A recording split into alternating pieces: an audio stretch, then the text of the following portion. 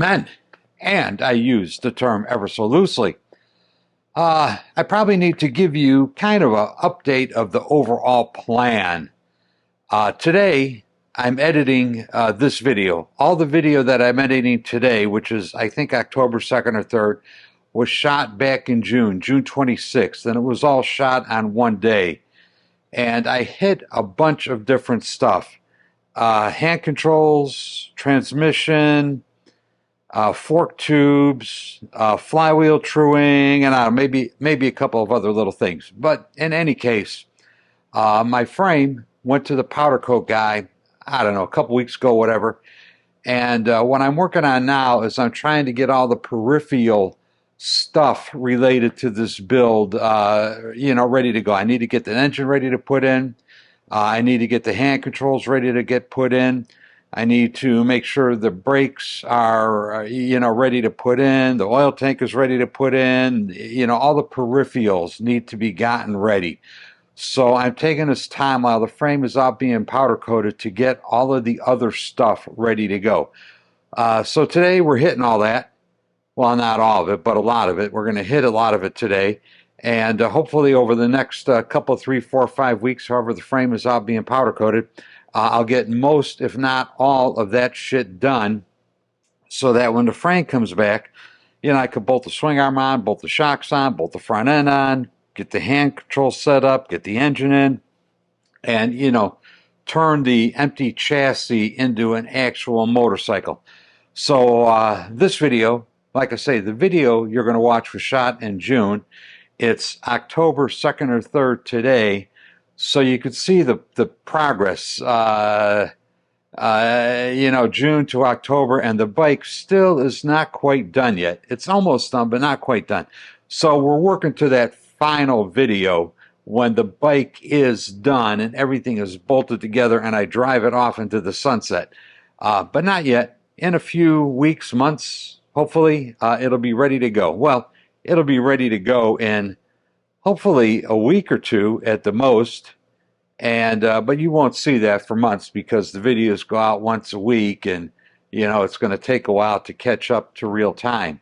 Unless, of course, you want to see it all in a hurry, you could join up on Patreon, pay the $5 a month, and see everything all at one time. The videos I'm posting to YouTube are, spread out over weeks and months.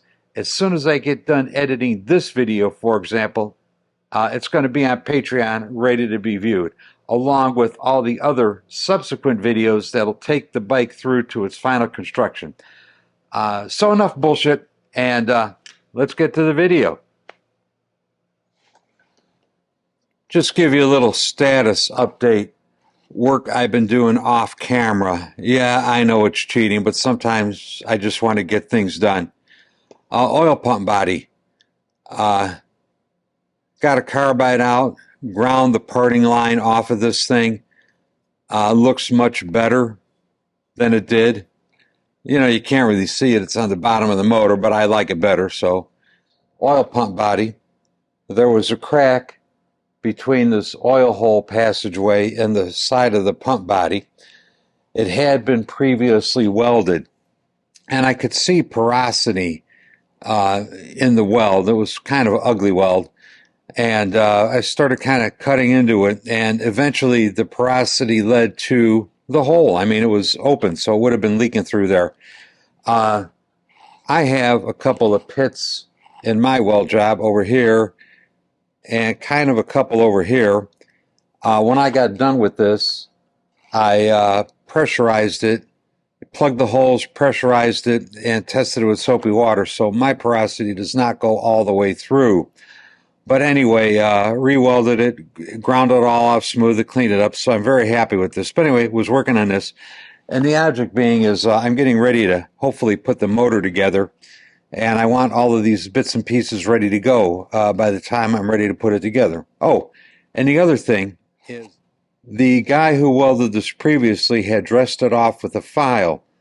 Well, of course, he didn't get it flat. So when you tighten this up, when you tighten the fitting up on there, it would leak because this was at an angle. And what I ended up doing with it was this. Let me show you. This is a 15-30 seconds by 24 threads per inch tap, which is the size of threads in this hole. And in order to get it straight, what I did was this, is I screwed the tap in,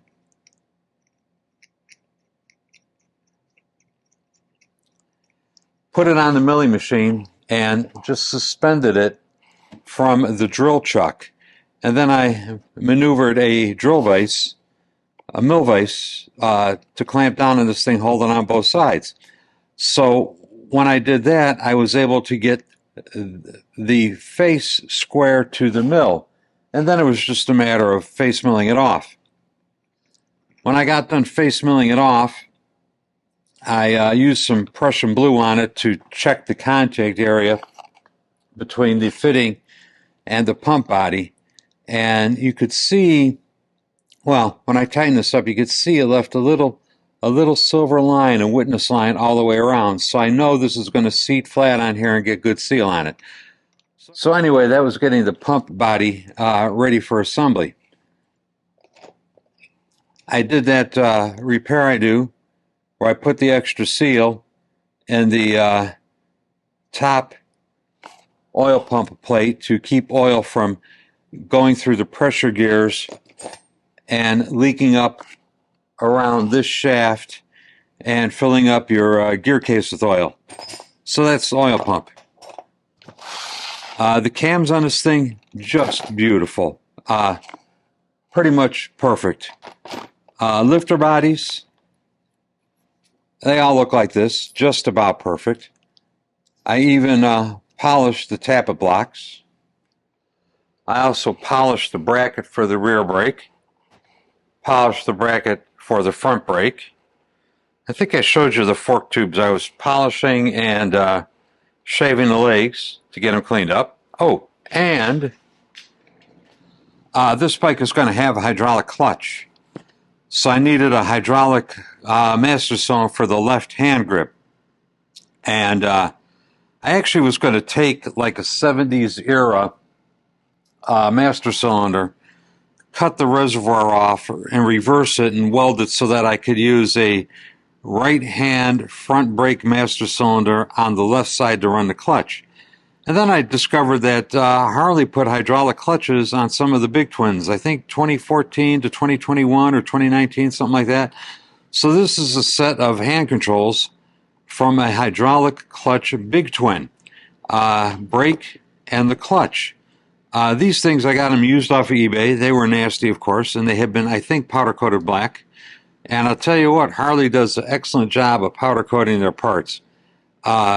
Sandblaster wouldn't touch it. Wire wheel barely touched it. I ended up soaking these things in the nastiest paint remover I could find. The paint remover took a little bit off, but really not very much. However, it did soften the black coating so that I could sandblast it. Then when I got it sandblasted, I polished it. So these will be the control levers for this bike. Very happy with these. They polished out nicely. Very happy with this. You know, and I'm not an engineer, but you would think that, you know, a hydraulic cylinder is a hydraulic cylinder, and the same hydraulic cylinder that worked on the brake side will work on the clutch side. No, the guts on these things are completely different on the inside. I mean, yes, there's a plunger, and yes, it's got a couple cup seals on it, but the details are different, quite a bit different. And one of them comes with a plastic lid, and the other one comes with an aluminum lid. Why would that be? I don't know. If I get real bored one day, I might make one of these out of a piece of aluminum and use it instead. But like I say, if I get real bored one day, so for now I'm going to just put up with one lid being plastic and the other lid being aluminum.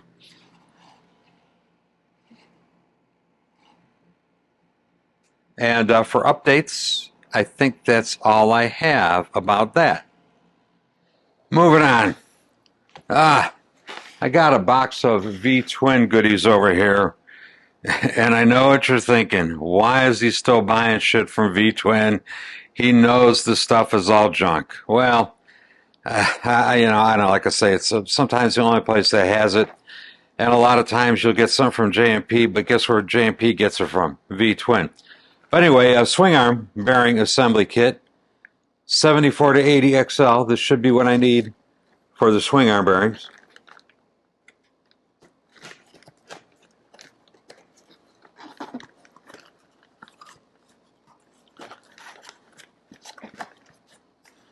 So, the shaft, the retainer, the dust seals, the big nut. Boy, I hope this shit all works. And lastly, some, God forbid they use the Timken bearings, some Chinese bearings of unknown origin. Yeah, maybe they'll work, maybe they won't. Who knows? No manufacturer. These I regard as a little less critical than, say, a sprocket shaft bearing. But to be determined whether it works or not. And I think where I'm going with this is I got a box of V-twin stuff. Let's see at the end of the day how much of this shit worked without modification versus shit that doesn't work. So bearings. James gasket seals for the fork tubes. I think these will work. Sprocket shaft. It says V-twin on it, but this should be a Jim's. Let's take a look. Just for the record, I don't use import sprocket shafts, engine parts. And yes, this is a Jim's, so this should be good. So I think I'm going to have 2 out of 3 so far that'll probably work. And let's see, fork boots. Not real concerned about those. They should work. Clutch tamer. This is a V-twin part. I've used these before, and they really help Sportster clutches work well. However, there were fitment issues, and I don't remember what on the other one I used, so I assume there's going to be fitment issues on this. Snap rings for magnetos. I don't think I'm going to need any of those for a while. Those are for stock. Rubber bushings for the handlebars. That should be a no-brainer. Rubber bushings to rubber mount the gas tank. These should be a no-brainer. Some more snap rings. And V-twin rebrands. Well, this is the Eastern part rebranded by V-twin. This is sprocket shaft nut. It'll either hold torque or it won't. We'll see. What else we got in here?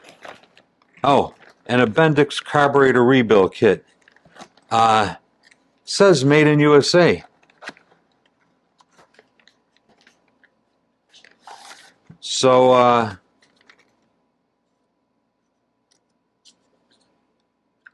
Zenith. Yeah, Zenith fuel system. Made in Zenith, USA. So I think that'll work. I got a Bendix carb I'm working on for a guy. So that's what that's for. But anyway, that's everything in here. We'll see if I get lucky. Transmission. I went through the transmission, and this is as perfect as it gets. The gears are all good. The shifter dogs are good. The shifter forks are standard size, and they look to be correct in as much as the spacing between the dogs and the gears are all correct. Very happy with this. The only thing I changed was I put a slightly thinner thrust washer under here because the countershaft low gear, in my opinion, was a little too far away from the countershaft third gear. Okay, and once again, Harley gear numbering for those of you unfamiliar. 1, 2, 3, 4. Countershaft 1 is typically known as the countershaft drive gear because it is splined to the countershaft. The countershaft in this gear always turn the same speed. They have to. They're hooked together. Here we have the countershaft second gear, which is actually the motorcycle third gear. Here we have the countershaft third gear, which is actually the motorcycle second gear.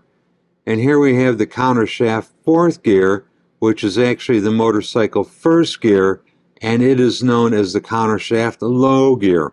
So Harley makes it as confusing as possible to keep track of which gear is which. Anyway, that's the way it is. So I moved the countershaft low gear to the left 10,000ths of an inch. But otherwise, perfect. Oh, the only other thing I did to it was the pawl springs. I replaced them just because they break a lot, and I usually replace them when I have one apart. So this is ready to go as is. No further mods required. Project of the day is going to be to put these forks together. What I'd like to do is put the engine together, but these forks are in the way, and I usually do my flywheel assembly in this area. So I'm going to put these together, if for no other reason than to get them out of my way. All right, I'm going to do something I usually don't do, but I'm going to try it just to see how it works. I just ran the borescope down this fork tube, and I could see some slight scratches on it. So here's the borescope going in and out of the fork sliders.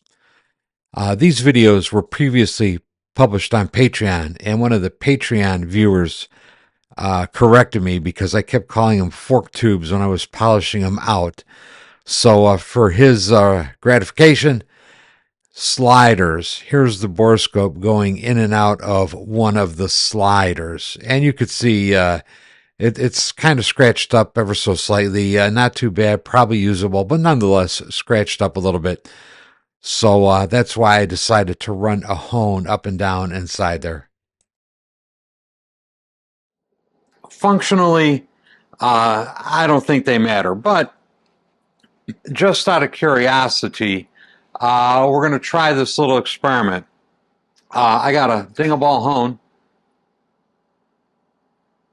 and I got some Tap Magic cutting fluid I'm putting in there, and we're just going to hone this a little bit.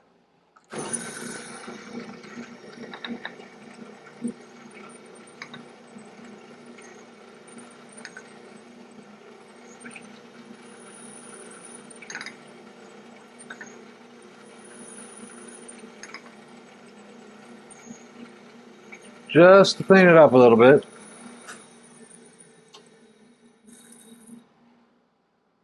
I'm going to go rinse this out and swab it out with a rag, and we'll see how it looks.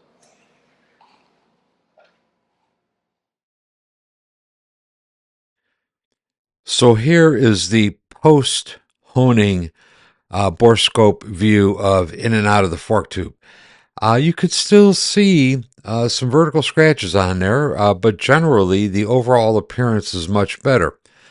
I probably could have kept honing it, and I probably could have removed all the traces of the vertical scratches, but I did not want to remove that much material from the inside of these fork tubes. I wanted to keep the clearances tight on them. So just a cursory hone job to smooth it up a little bit. And yeah, generally speaking, I'm pretty happy with this result. So something I might do in the future on future fork jobs. Make that future fork slider reseal jobs. Well, as you may or may not have been able to tell from the video, there are no bushings in the tube. The tube is the bushing. So as long as you keep shit out of it so the tube doesn't get torn up, you'll be fine. Easy to rebuild, one seal in them, that's all there is. We'll just go ahead and knock it in.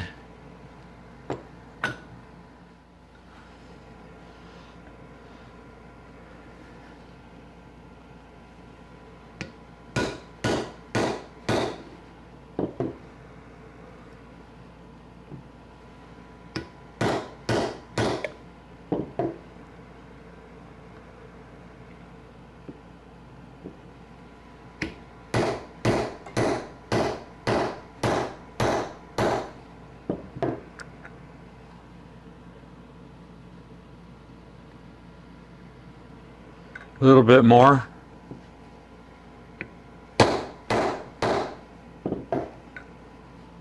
That should do it. We got a steel washer goes on top of that, and then the retainer. Quite often these things are real rusty, but these came out of here good. And that's all there is to it. There's always some oddball amount of fluid that goes in there. I'm not going to fill them up yet. I'll fill them up when they're on the bike and ready to go. But it looks like I got plenty of fork oil, which is unusual. I almost never have the right kind and the right amount of fork oil. And I don't even know if this is the right kind. You know, I used to ride a flathead rigid on a Springer. And guys bitch over Harley suspension sucks. All I could say is you never rode a flathead on a rigid with the Springer. Pretty much, I think any kind of oil in here will do just fine. So we're going to goober it up with a little bit of oil.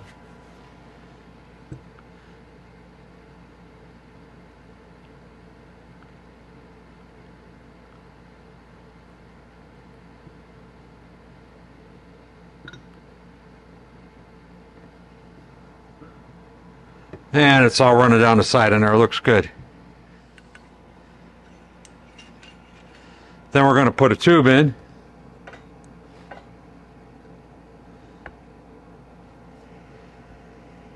And I'm going to kind of rotate the tube around to distribute the fluid everywhere. Pretty much everything I put in has leaked out the bottom, which is okay. I'm going to pop the spring down in the tube. And I do this because the spring will exert a little pressure on the damper, which will hold the end of the damper so that I could tighten the screw that goes in the bottom. Otherwise, without the spring in there putting a little pressure on the damper, the screw will just kind of spin around in there and it won't take a bite. But this should work. Should. See, the seal kit comes with the new seal for the screw, so hopefully I'll be able to grab a bite of thread in there.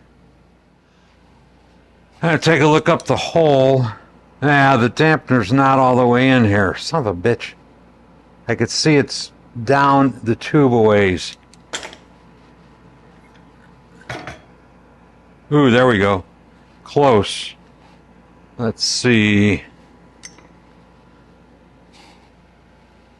If I grab a screwdriver. Alright, I got the damper pretty much centered in the hole. Let's shove the screw in there. Nope, not getting it. Still not getting it. Now I got the screw and the washer is in there somewhere. Trying to get the damper centered.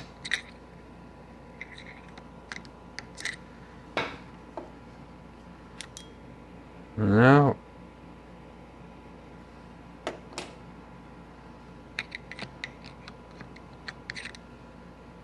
That looks good.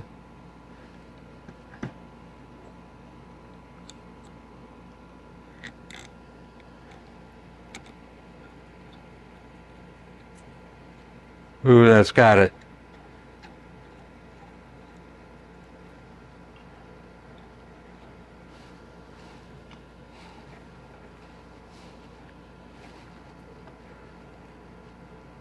Yeah, that's got it. And of course, everything has got just enough oil on it to be nice and slippery.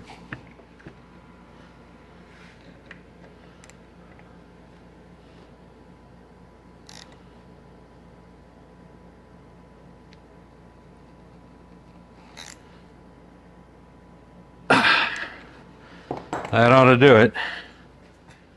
And essentially, that's all there is to it.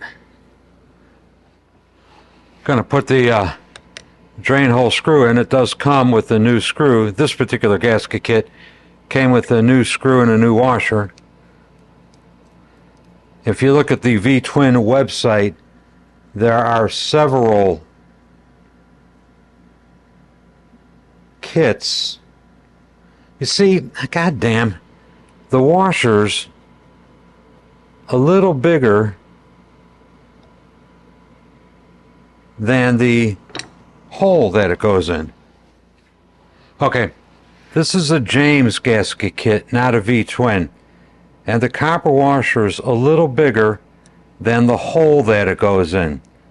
So, can I force it to the bottom of the hole? It's going to be awfully hard to make the washer smaller. Ooh. They give me... Oh, there we go. They gave me 4 washers with this kit. 2 copper and 2 fiber. The fiber washer is a little smaller, so we're going to go ahead and use the fiber. Perfect.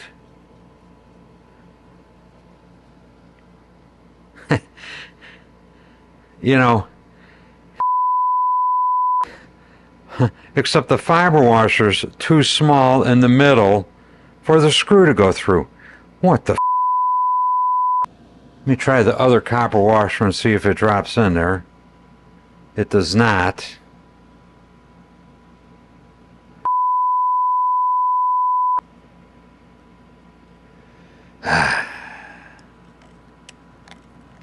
So how to make the hole a little bigger? I don't know. Well, let me cogitate this. I'll be back when I get something figured out. Here's what I'm going to try. I got a spot facer, counterbore, whatever you want to call it, and I've got the pilot. The pilot is just the right size to fit in the hole, as it so happens. I'm going to take the counterbore and put it over there, and it looks like I'm going to remove a few thousandths of an inch of material, and I'm going to hit it with the counterbore just a little bit. The pilot should keep any shit from going down into the hole. And I think what I'm going to do is put a little gob of grease on the pilot.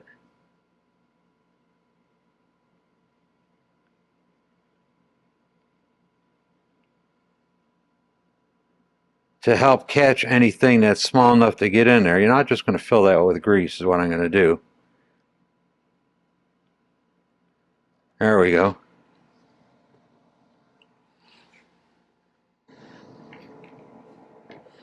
All right. Pilot, grease, counterbore, drill.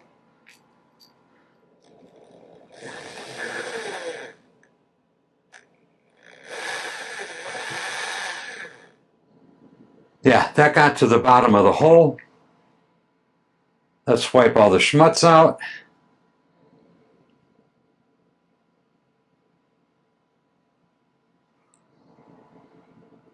Ooh, the washer fits nicely.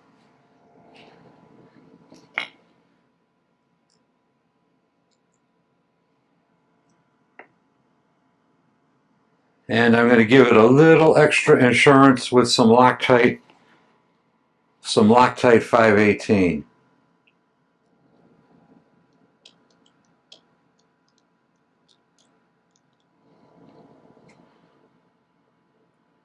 Drop the washer in.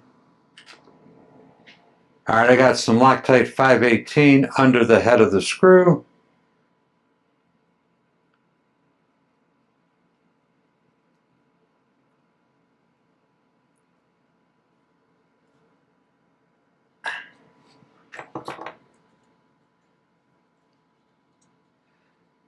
And let's see what else. That's it. This is done.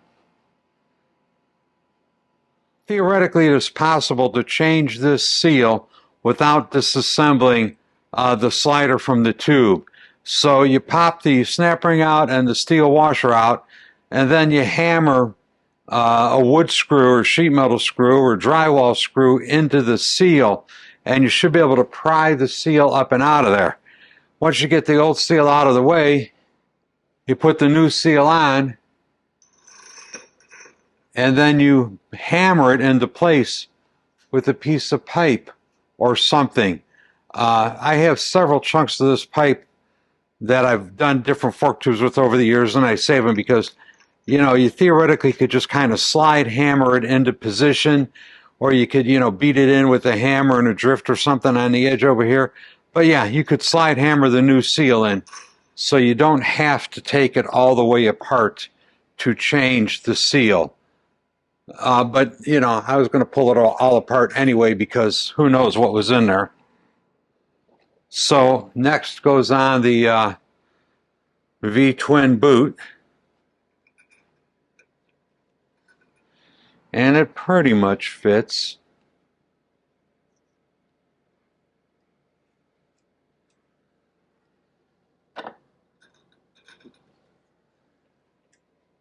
Yeah, I'll call that a good fit on there. And then, of course, you got this washer that goes on top of the spring.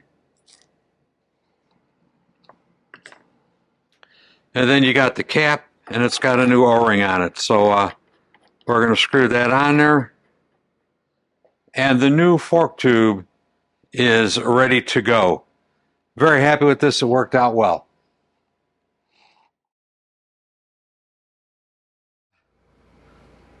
We're moving on with these flywheels.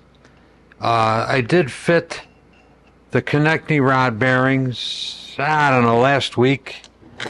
So the pinion side is pretty much ready to go. It's got the crank pin torqued up, pinion shaft torqued up, the rods are sitting on it. So I needed the sprocket shaft.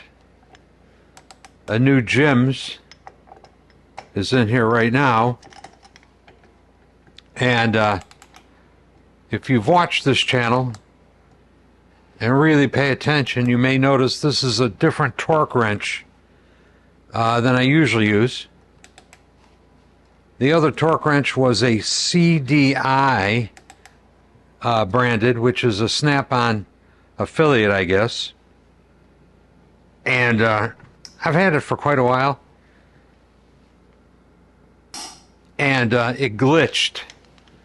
And generally speaking, I allow torque wrenches to glitch once, and after that I can't trust them, so I either send them out and get them fixed or buy a new one. So I decided to buy a new one. This is a Precision Instruments split beam torque wrench, made in USA.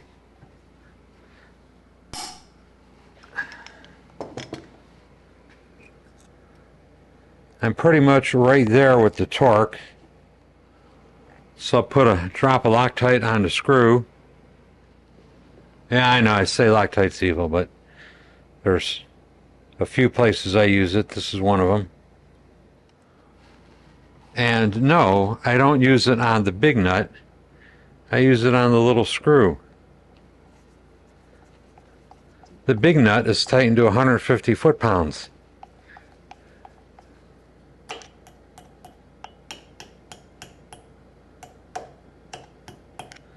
I'm pretty sure it ain't going anywhere.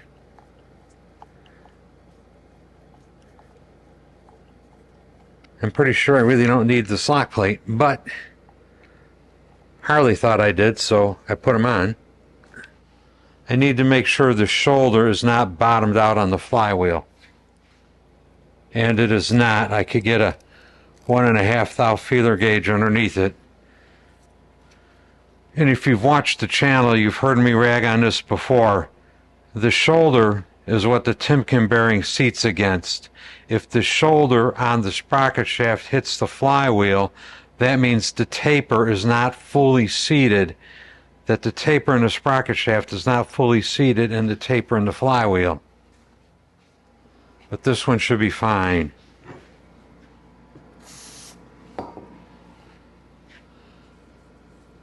I put these together clean and dry. You want metal to metal contact. You don't want it sitting on a film of Loctite. You don't want it sitting on a film of oil. You want metal to metal contact. See, here's another set of flywheels where the flywheels are not the same diameter. I line these two edges up, and then I go over to the other side and there's a gap between this wheel and the straight edge. So I'm going to split the difference.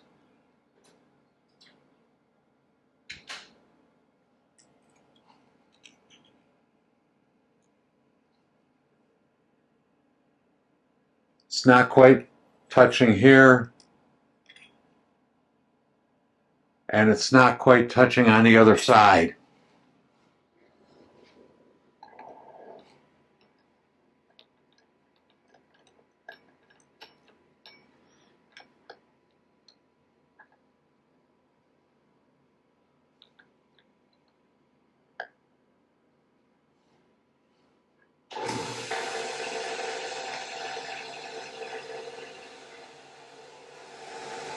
I'll put a little snug on these.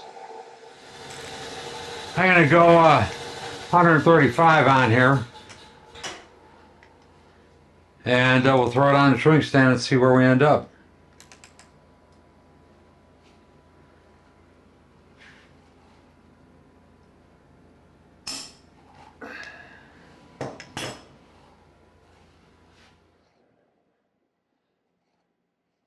Well, you know,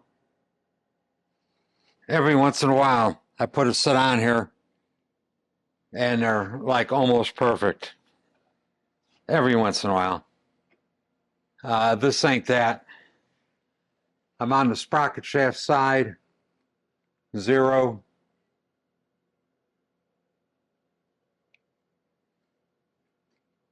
+4, +5, and then back to 0. Let's go over to the pinion shaft side. I'm on the pinion shaft side.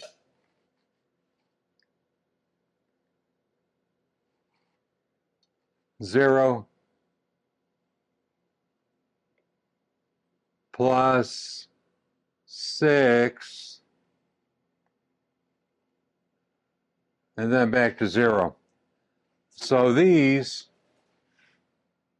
opposite of the crank pin, are too far apart. Give them a little squeeze, draws them closer.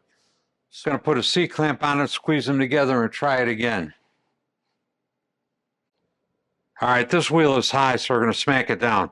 The centers have been loosened on the truing stand, so I shouldn't break anything.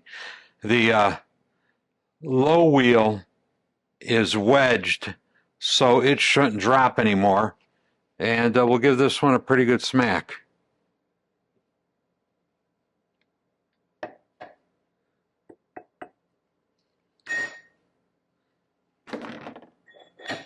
Give it one more. Ooh, that felt good. Let's see if I made it better or worse.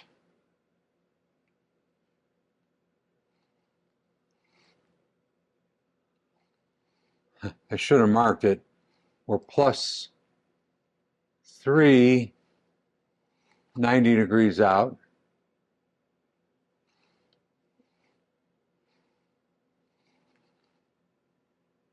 We're +2 at 180.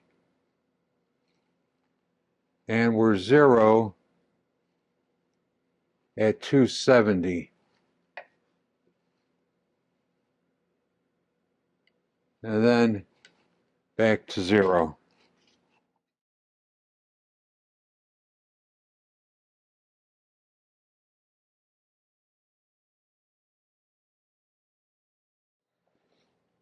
I've been fucking this thing for a while now, probably at least a couple hours.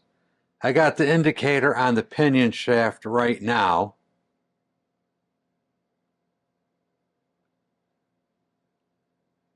That's a number I could live with.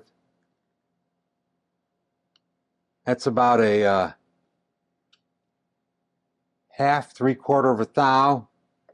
The limit is 2. Personally, I like to get it down to 1. Let's flip it over to the sprocket shaft side. Okay, I'm on the sprocket shaft side right now. I always zero up on the crank pin. That's about -1/4 and plus a scotch over 1, so that's a variation of 1 1/4 thousandths.